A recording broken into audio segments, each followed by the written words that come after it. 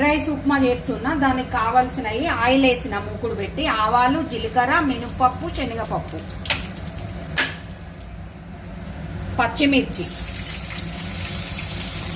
కరివేపాకు, ఆనియన్ కొంచెం ఫ్రై కావాలి. అందులోనే ఆలుగడ్డ, క్యారెట్, క్యాప్సికము, టమాటా, పచ్చి బఠానీ,